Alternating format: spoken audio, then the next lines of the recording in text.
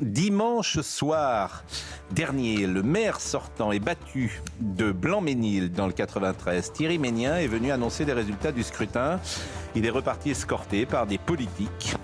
Des policiers, pardonnez-moi, il est reparti escorté par des policiers, insulté, violenté, menacé par des militants qui saluaient la victoire de son opposant Demba Traoré, candidat d'hiver gauche proche de la France insoumise.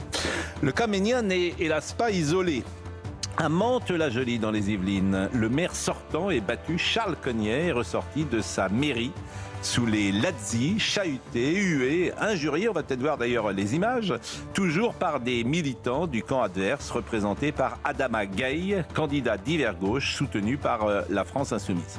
Je n'ai pas souvenir lors d'élections d'un tel déferlement de haine à l'intérieur de mairies après l'annonce de résultats. Et ces images tournent en boucle sur les réseaux sociaux.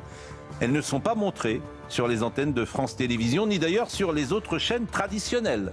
Pourquoi ? Posez-vous la question. Pourquoi cette omerta sur les débordements de dimanche ? Je comprends que certains veuillent contrôler les réseaux sociaux, voire les supprimer, parce que sans les réseaux sociaux, on ne verrait pas ces images. À Aubervilliers, dans la Seine-Saint-Denis, à Vaux-en-Velin, dans le Rhône, quasiment les mêmes scènes.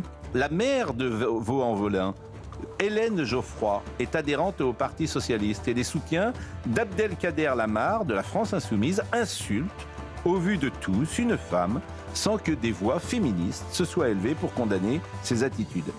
Ces séquences uniques en France, après une élection, par leur violence et par leur multiplicité, illustrent la dégradation du débat politique. Mais le plus extraordinaire, répétons-le, est le silence médiatique qui accompagne le comportement de militants, tous comme par hasard issus de la gauche, voire de l'extrême gauche. Les mots des salauds arment les bras des imbéciles est une phrase entendue dans le film Les rayons et les ombres de Xavier Giannoli, qui raconte l'histoire tragique de Jean Luchère, journaliste et homme politique compromis dans la collaboration et fusillé en 1946. La brutalisation du débat politique par la France insoumise a connu un prolongement ce dimanche. Si c'est ici, la nouvelle France, je préférais l'ancienne. Digne dans la défaite, respectueuse des opposants plutôt que ce mélange d'agressivité, de vulgarité et de bêtises qui annonce des lendemains d'affrontements.